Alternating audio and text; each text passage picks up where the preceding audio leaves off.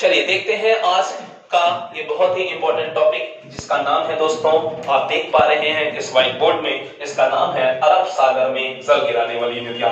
आज हम उन नदियों को पढ़ेंगे जो नदियां अरब सागर में जल गिराती हैं। इससे पिछली क्लास में आपने जो नदियां पढ़ी थी उस नदियों को, भारत देश की नदियों को हम दो भागों में बांटकर पढ़ चुके हैं। एक तो ऐसी नदियां जो हिमालयी क्षेत्रों से निकलती हैं और दूसरा दूसरा भाग हमने बांटा था वो ऐसी नदियां जो प्रायद्वीपीय भारत की नदियां हैं। तो हमने हिमालयी क्षेत्र की नदियों को, हमने सिंधु नदी तंत्र को पढ़ लिया, हमने गंगा नदी तंत्र को पढ़ लिया, हमने ब्रह्मपुत्र नदी तंत्र को पढ़ लिया। आप देख सकते हैं वीडियो में, ठीक है। और आज हम पढ़ेंगे इन प्रायद्वीपीय भारत की नदियों को, और प्रायद्वीपीय भारत की नदियों में से आज का जो टॉपिक है वो है दोस्तों अरब सागर में जल गिराने वाली नदियां। यानी आज हम अरब सागर में जल गिराने वाली नदियां पढ़ रहे हैं, कल हम दोस्तों बंगाल की खाड़ी में जल गिराने वाली नदियों को पढ़ेंगे। तो चलिए आज के टॉपिक की चर्चा करते हैं। जैसा कि व्हाइट बोर्ड में आप देख भी पा रहे होंगे कि आज का टॉपिक है अरब सागर में जल गिराने वाली नदियां, यानी भारत देश की ऐसी नदियां जो अरब सागर में अपना मुहाना बनाती हैं या अपना जल गिराती हैं, उन नदियों को आज हम पढ़ेंगे। तो चलिए एक एक करके हम पढ़ना चालू करते हैं। सबसे पहले हम दोस्तों लूनी नदी को पढ़ेंगे। सबसे पहले हम किस पे चर्चा करेंगे? इस लूनी नदी पर। यदि हम बात करें कि इस लूनी नदी की, तो दोस्तों यह लूनी नदी यह राजस्थान के अरावली पर्वत से निकलती है। वो जगह का नाम है अजमेर। अजमेर नाम की इस जगह से, इस राजस्थान के अरावली पर्वत से, अजमेर नाम की जगह से, वहीं के समीप ये नदी निकलती है और उसके बाद ये राजस्थान होते हुए ये आती है गुजरात में, और गुजरात में ये कच्छ के रण में विलीन हो जाती है। ठीक है, ये गुजरात में कच्छ के रण में विलीन हो जाती है। मतलब यह भारत देश की ऐसी नदी है, यह एकमात्र ऐसी नदी है भारत देश की जो कि किसी की सहायक भी नहीं है और ना ही दोस्तों यह जाकर समुद्र में मिलती है। यानी यह एकमात्र ऐसी नदी हो गई भारत देश की जो कि दलदल में विलीन हो जाती है, समुद्र में डूबने से पहले ही यह विलुप्त हो जाती है। कहने का मतलब ये दलदल में विलीन हो जाती है। इससे वन लाइनर फैक्ट बनेंगे। ध्यान दीजिएगा कि सारी नदियां या तो किसी से मिलती हैं या तो फिर समुद्र में जाकर डूबती हैं, या सभी नदियां कहीं ना कहीं किसी की हेल्पिंग रिवर होती हैं, या हेल्पिंग रिवर ना हो तो वो कहीं ना कहीं जाकर सीधा समुद्र में स्वयं जाकर डूबती हैं। तो दोस्तों लेकिन ये लूनी ऐसी नहीं है। यह लूनी नदी यह निकलती तो यह अरावली पर्वत राजस्थान से है, फिर गुजरात में जाकर ये कच्छ के रण में दोस्तों ये जाकर विलीन हो जाती है। मतलब ये कच्छ का रण, ये गुजरात का ये दलदली क्षेत्र है, ये मरुस्थलीय दलदली क्षेत्र है दोस्तों, ये कच्छ का रण, और यहीं जाकर ये विलीन हो जाती है। तो सबसे बन जाएगा, ठीक है। इस लूनी नदी के बारे में सबको समझ में आया कि लूनी नदी में क्या खास बात है, इसीलिए एग्जाम में खूब ज्यादा पूछी जाती है। और दूसरी और खास बात, यह भारत देश की एकमात्र ऐसी नदी है जिसका जल जो है खारा है। कैसा है इसका जल? यह खारे पानी की नदी है, यह खारे पानी की नदी है दोस्तों, इसलिए इसे हम मरुस्थलीय नदी भी कहते हैं। यह खारे पानी की नदी है इसलिए हम इसे मरुस्थलीय नदी भी कहते हैं। इतनी बात सबको समझ में आई? ठीक है, यानी लूनी नदी यह कहां से निकलती है? यह अरावली पर्वत से निकलती है। इसके बाद यदि हम बात करें तो यह कच्छ के रण मतलब दलदल में जाकर विलीन हो जाती है, यह दलदल में जाकर विलीन हो जाती है, और यह एक मरुस्थलीय नदी है। यह एक क्या है? एक खारे पानी की नदी है। इस बात को आप याद रखिएगा। हमने बता दिया राजस्थान गुजरात से होकर ये गुजरती है, जाकर ये गुजरात में कच्छ के रण, ये दलदली क्षेत्र, ये कच्छ का रण एक मरुस्थलीय क्षेत्र है। और मरुस्थल कैसा वाला मरुस्थल? ये दलदल है, इसमें कुछ नहीं उगता है, ना ही कुछ होता है, तो वो भी तो मरुस्थल कहलाता है। ठीक है, मरुस्थल सिर्फ रेत से मत समझिएगा। ठीक है, मरुस्थल कई प्रकार के होते हैं, जैसे कि आप जानते हैं कि यहाँ पर ये दलदल वाला क्षेत्र है, जब यहाँ कुछ नहीं उगता है, ना ही कोई रह सकता है, तो मरुस्थल ही तो कहलाएगा। तो ये भी मरुस्थलीय क्षेत्र है, ये कच्छ का रण, और यहीं पर जाकर ये डूब जाती है। तो सबको समझ में आया इस लूनी नदी के बारे में? बन जाएगा सबसे। इसमें है बहुत सारी ऐसी खास बात है जैसा कि आपने सीखा जो एग्जाम के पॉइंट ऑफ व्यू से बहुत ही ज्यादा इंपॉर्टेंट है। ठीक है, और आते हैं दूसरी नदी पर आते हैं दोस्तों। ये भी अरब सागर में जल गिराने वाली नदियां आज हम पढ़ रहे हैं, और हम इसमें पढ़ेंगे अब साबरमती नदी को। कौन सी नदी को? ये साबरमती नदी दोस्तों, ये साबरमती नदी दोस्तों यह भी अरावली पर्वत से निकलती है। यह अरावली पर्वत यानी उदयपुर, यह एक नाम की जगह है राजस्थान में, और वहीं से अरावली पर्वत पर्वत से ये साबरमती नदी निकलती है। आगे बढ़ते हुए ये गुजरात में पहुंचती है और गुजरात में जाकर ये खंबात की खाड़ी में जाकर डूब जाती है। ये खंबात की खाड़ी ये अरब सागर ही कहलाता है। इस खंबात की खाड़ी में जाकर डूब जाती है। और यदि हम आपसे कहें कि खाड़ी किसे कहा जाता है, जैसे आपने खूब पढ़ा होगा कि बंगाल की खाड़ी दोस्तों यहाँ है, जैसे खंबात की खाड़ी, जैसे कच्छ की खाड़ी, जैसे मन्नार की खाड़ी, तो खाड़ी किसे कहा जाता है आप लोग जानते हैं?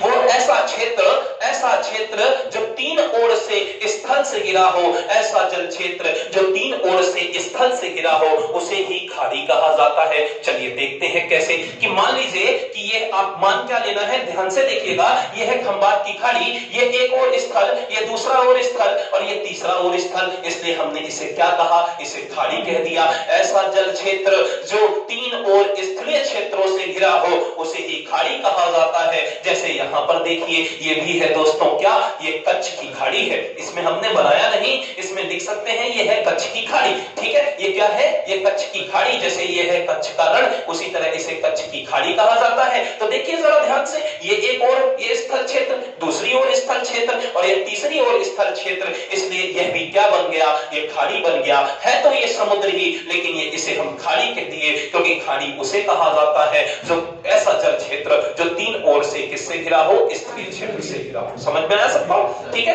तो इसे ही हम खाड़ी कहते हैं, इसलिए इसका नाम है खंबात की खाड़ी। और यहाँ पर साबरमती नदी आती है, ये राजस्थान से निकलकर, ये राजस्थान उदयपुर से निकलती है, अरावली पर्वत से निकलती है और जाकर ये गुजरात जाती है और गुजरात में जाकर ये खंबात की खाड़ी में विलीन हो जाती है, मतलब डूब हो जाती है दोस्तों। और यहीं इसी के तट पर, इसी साबरमती के तट पर ये गांधीनगर भी स्थित है और यह अहमदाबाद भी स्थित है। ये भी याद रखिएगा, इस साबरमती नदी के तट पर सबको बन जाएगा। और आगे बढ़ते हैं, दूसरी नदियों पे आते हैं। अब दोस्तों हम ये माही नदी को पढ़ते हैं। ये माही नदी ये मध्य प्रदेश के धार जिले से निकलती है। ये माही नदी मध्य प्रदेश के धार जिले से निकलती है और ये दोस्तों ये कर्क रेखा को दो बार काटने वाली नदी है। ये कर्क रेखा को कितने बार काटती है? दो बार काटती है। तो याद रखिएगा, ये माही नदी ये कर्क रेखा को दो बार काटने वाली नदी है। ये माही नदी मध्य प्रदेश के धार से निकलती है। ये ऊपर की ओर जाते हुए राजस्थान जाती है, फिर वहां से यू टर्न लेती है और जाकर फिर ये गुजरात में खंबात की खाड़ी में जाकर डूब जाती है। यानी ये माही नदी ये कर्क रेखा को दो बार काटती है। ये तीन राज्यों से होकर गुजर रही है, जैसा कि आप देख भी पा रहे होंगे। एक तो ये कहां पर जाती है, मध्य प्रदेश से निकलती है, दूसरा राजस्थान को भी थोड़ा सा जाती है और उसके बाद गुजरात जाती है। तो गुजरात में जाकर ये खंबात की खाड़ी में डूब जाती है। तो यह भी तीन राज्यों से होते हुए ये कर्क रेखा को दो बार काटते हुए ये माही नदी अपने आप को फेमस करती कि माही नदी कर्क रेखा को कितने बार काटती है? दो बार काटती है। ये बहुत बड़ा वन लाइनर फैक्ट इससे बनकर आता है। ठीक है, तो याद रहेगा सबको, हमने लिख भी दिया है। ठीक है, तो सबको याद रहेगा। चलिए और आगे बढ़ते हैं और ये अरब सागर में जल गिराने वाली दूसरी तीसरी नदियों को पढ़ते हैं दोस्तों। तो ये नर्मदा नदी की यदि हम बात करें, ये मध्य प्रदेश की जीवन रेखा, ये नर्मदा नदी अमरकंटक चोटी अनूपपुर पुष्पराजगढ़ तहसील से निकलती है और यह दोस्तों आगे बढ़ते हुए इसकी टोटल लंबाई है 1312 किलोमीटर और ये मध्य प्रदेश से निकलती है, फिर ये महाराष्ट्र जाती है और उसके बाद ये गुजरात जाती है और गुजरात में जाकर ये खंबात की खाड़ी में डूब जाती है। और यदि हम बात करें इस नर्मदा मैया की, तो दोस्तों ये नर्मदा मध्य प्रदेश में 1077 किलोमीटर बहती है। ये मध्य प्रदेश की जीवन रेखा है। उसके बाद महाराष्ट्र में ये 64 किलोमीटर बहती है दोस्तों, याद रखिएगा, 74 किलोमीटर बहती है। और उसके बाद यह यदि हम बात करें गुजरात में तो 161 किलोमीटर ये इसका यहाँ पर प्रवाह है और उसके बाद ये जाकर खंबात की खाड़ी में जाकर डूब जाती है। ये नर्मदा नदी दोस्तों ये पूर्व से निकलकर पश्चिम की ओर बहती है। ये नर्मदा नदी दोस्तों ये खंबात की खाड़ी में जल गिराने वाली सबसे बड़ी नदी है दोस्तों, यानी अरब सागर में डूबने वाली ये सबसे बड़ी नदी है दोस्तों। याद रखिएगा, सारी नदियां ये छोटी नदियां हैं, लेकिन ये 1312 किलोमीटर की ये लंबी नदी ये नर्मदा मैया ये जाकर जो खंबात की खाड़ी में जब डूबती है या अरब सागर में जब डूबती है तो यह इससे वन लाइनर फैक्ट बन के निकल कर आता है कि यहाँ पर डूबने वाली ये सबसे बड़ी नदी कहला जाती है। इसलिए नर्मदा मैया को आप याद रखिएगा, ये नर्मदा नदी, ये खंबात की खाड़ी यानी अरब सागर में जल गिराने वाली ये भारत देश की सबसे बड़ी नदी है। ये वन लाइनर फैक्ट बन के निकल कर आएगा, इस बात को आप याद रखिएगा। याद रहेगा सबको? चलिए और आगे बढ़ते हैं। और इसमें और चर्चाएं यदि हम करें तो नर्मदा नदी के बारे में बताया जाए तो यह एक भैंस घाटी में बहने वाली नदी है दोस्तों। और भैंस घाटी का मतलब होता है धस कर बहना, यानी धस कर उठकर, यानी भैंस मतलब होता है धसा हुआ। इसलिए नर्मदा नदी का बहाव हमेशा बड़ा तेज रहता है, इसलिए इसे याद रखिएगा। ये भैंस घाटी में बहने वाली नदी है और सबसे खास बात ये एस्चुरी का निर्माण करती है और इसी को ही हम ज्वार नदमुख कहते हैं। तो ये एस्चुरी और ज्वार नदमुख का निर्माण करने वाली नदी है, इस बात को भी आप याद रखिएगा। याद रहेगा सबको?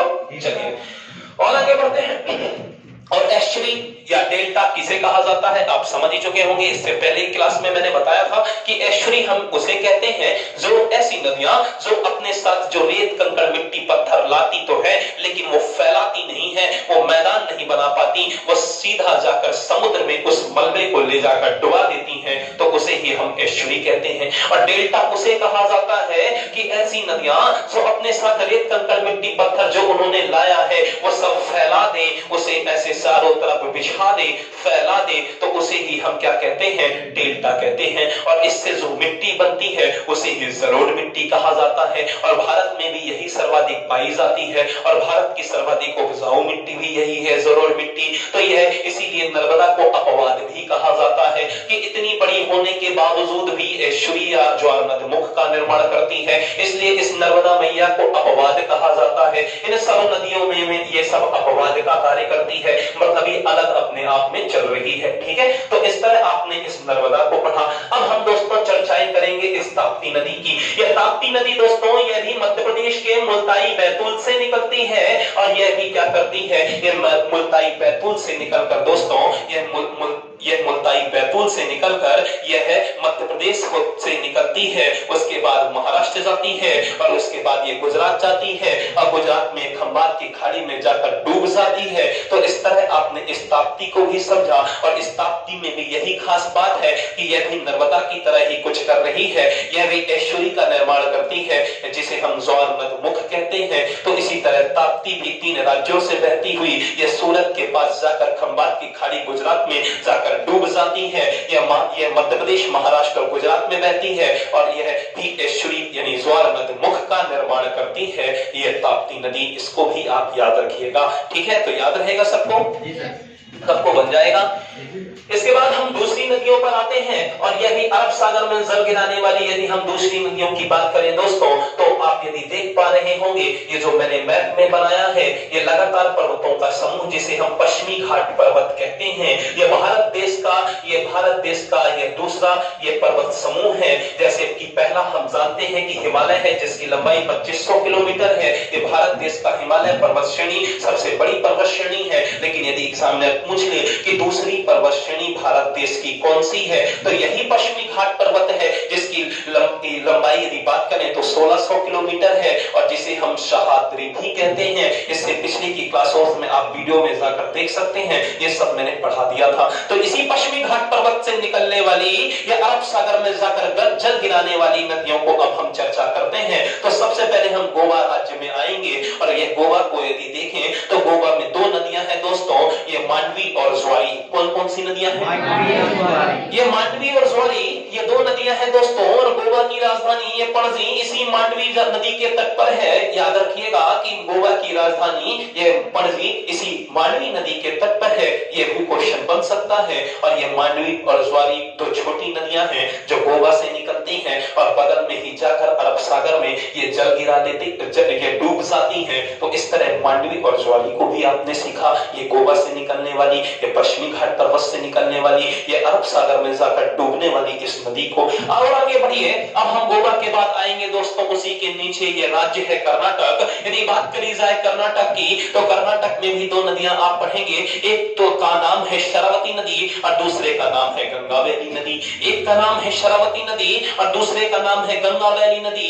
ये दोस्तों शरावती नदी ये थोड़ा फेमस हो जाती है, और फेमस इसलिए हो जाती है कि हमारे देश का सबसे ऊंचा जलप्रपात, हमारे देश का सबसे ऊंचा वाटरफॉल इसी शरावती नदी पर बना है, जिसका नाम है जोग, या इसी का नाम है गर्शोपा, या इसी का नाम है महात्मा गांधी। यानी इसके इतने बड़े नाम, इतने सारे नाम हैं, क्योंकि काम भी इसका बड़ा है, क्योंकि देश का सबसे ऊंचा जलप्रपात भी यही है, तो इसलिए इसका जब काम बड़ा है तो नाम भी बड़ा होगा। इसलिए इसके 3 नाम रखे गए हैं, एक तो जोग, दूसरा गर्शोपा, या तीसरा महात्मा गांधी। ये तीनों के तीनों नाम इसी के हैं, और ये देश का सबसे बड़ा, ये सबसे ऊंचा क्या है, देश का सबसे ऊंचा ये जलप्रपात है, जिसकी ऊंचाई है 253 मीटर, ये इसकी ऊंचाई है। ठीक है, सबको बन जाएगा। तो शरावती गंगावैली कर्नाटक से निकलती है। कहां से निकलती है? अब उसी के नीचे एक राज्य और है, जैसा कि आप सब जानते हैं, जिसका नाम है केरल राज्य। क्या नाम है दोस्तों? ये केरला या केरल राज्य। इस केरल राज्य से निकलने वाली नदियों को चलिए पढ़ते हैं। तो सबसे पहले हम पेरियार पर चर्चा करेंगे। ये पेरियार नदी, ये केरल राज्य की सबसे बड़ी नदी है। ये सिर्फ केरल की बात कर रहे हैं, तो केरल राज्य की ये सबसे बड़ी नदी ये पेरियार नदी है। और ये वेम्बनाड झील, जब हम आपको झीलें पढ़ाएंगे तो बताएंगे, तो ये पेरियार नदी उसी पर अपना मुहाना बनाती है, इसी वेम्बनाड झील के पास। कहां पर बनाती है? इसी वेम्बनाड झील के पास। ठीक है, ये भी अरब सागर में ही डूबने वाली नदी है, तो वेम्बनाड झील पर मुहाना बनाती है ये पेरियार नदी। और दोस्तों ये केरल राज्य से निकलती है। कहां से निकलती है? केरल राज्य से निकलती है। इसी की एक सहायक नदी है जिसे पंबा या पंपा कहा जाता है। ये पंपा या पंबा नदी दोस्तों ये केरल राज्य से निकलती है। ये पेरियार की एक सहायक नदी है। और दोस्तों ये सबरीमाला, ये बहुत ही ज्यादा एक समय का एक चर्चित, ये बहुचर्चित ये मंदिर आपने खूब न्यूज में पढ़ा रहा होगा ये सबरीमाला के बारे में। तो ये सबरीमाला का मंदिर ये यही केरल राज्य में इसी पंबा नदी पर है। याद रखिएगा, ये सबरीमाला आपने सुना है ये मंदिर का नाम? ठीक है, न्यूज में एक समय बहुत ज्यादा चर्चित था, बाकी आप लोगों ने पढ़ा होगा। तो एक बार अगर ना पढ़ा हो तो कभी न्यूज फिर से देखिएगा, गूगल में सर्च कर लीजिएगा। तो ये सबरीमाला मंदिर, यहाँ से एग्जाम में क्वेश्चन बन सकता है। ठीक है, तो याद रखिएगा। अब हम केरल राज्य से निकलने वाली इस भरतपुझा नदी की यदि बात करें, तो ये भरतपुझा नदी दोस्तों ये केरल की ये दूसरी बड़ी नदी है। पहली तो पेरियार, दूसरी भरतपुझा, और यह भी क्या है? यह भी केरल राज्य से निकलती है और जाकर अरब सागर में अपना मुहाना बना लेती है। और हमने इसके बारे में थोड़ा बहुत जानकारी यहाँ पे ली है कि यह तमिलनाडु और केरल राज्य से प्रवाहित होती है। क्योंकि दोस्तों जो अन्नामलई पहाड़ी थी, जब हमने आपको देश की पर्वत और पहाड़ियों को पढ़ाया था, तो आपको हमने बताया था कि हमारे भारत या द्वीपीय भारत की या दक्षिण भारत की जो सबसे ऊंची चोटी थी उसका नाम था अन्नाईमुडी, और वो अन्नामलई पहाड़ी पर स्थित थी। और यह अन्नामलई पहाड़ी यह तमिलनाडु और केरल राज्य में दोनों में है। इस पिछले वाले आप वीडियो में जाकर देख सकते हैं कि जो अन्नामलई पहाड़ी से निकलने वाली, ये अन्नामलई पहाड़ी से निकलने वाली ये भरतपुझा नदी, जो कि अन्नामलई पहाड़ी का जो विस्तार है वो कहां-कहां है? वो तमिलनाडु और केरल दोनों राज्यों में है। तो तमिलनाडु और से निकलने वाली ये अन्नामलई पहाड़ी से निकलने वाली ये भरतपुझा नदी फिर केरल में जाती है। और केरल में जाकर दोस्तों ये क्या करती है? केरल में जाकर हम देखते हैं कि केरल से होते हुए ये तमिलनाडु केरल से होते हुए जाकर अरब सागर में डूब जाती है। तो भरतपुझा नदी के बारे में भी हमने पढ़ लिया कि ये भी अरब सागर में जल गिराने वाली नदी है। तो सबको इतना समझ में आया? आज का टॉपिक समझ में आया? चलिए एक बार चर्चा करते हैं इन नदियों को, एक बार क्रम से हम पढ़ लेते हैं। तो सबसे पहले आपने कौन सी नदी पढ़ी? लूनी। कौन सी नदी पढ़ी? लूनी नदी। दूसरी कौन सी दोस्तों? ये साबरमती नदी। सबसे पहले अरब सागर की ओर जल गिराने वाली नदियों की यदि हम बात करें तो आपने देखा कि दोस्तों आपने देखा कि यह आप देख पा रहे होंगे यह लूनी नदी ये अरब सागर में तो नहीं डूबती है, लेकिन ये कच्छ के रण ये दलदली क्षेत्र गुजरात में जाकर डूब जाती है। तो आपने देखा इस सबसे पहले लूनी नदी को, कौन सी नदी? दूसरी हमने कौन सी पढ़ा? साबरमती नदी। तीसरी हमने कौन सा पढ़ा? माही नदी। चौथी हमने कौन सा पढ़ा? नर्मदा नदी। पांचवी कौन सी? ताप्ती नदी। छठवीं कौन सी? मांडवी। सातवीं ज्वारी। आठवीं शरावती। नौवीं गंगावैली। 10वीं पेरियार। 11वीं पंपा और 12वीं भरतपुझा। तो इस तरह आपने पढ़ा इस अरब सागर में जल गिराने वाली नदियों को। तो आज का टॉपिक यहीं पर दोस्तों समाप्त होता है। एक बार इसे आप अच्छे से रिवीजन करिएगा तो सभी से बहुत अच्छे से ये बन जाएगा। ठीक है, इससे जुड़े वन लाइनर फैक्टों को भी आप जो जो हमने बोला है आप उसको लिख लीजिएगा। तो आज के लिए इतना ही, धन्यवाद।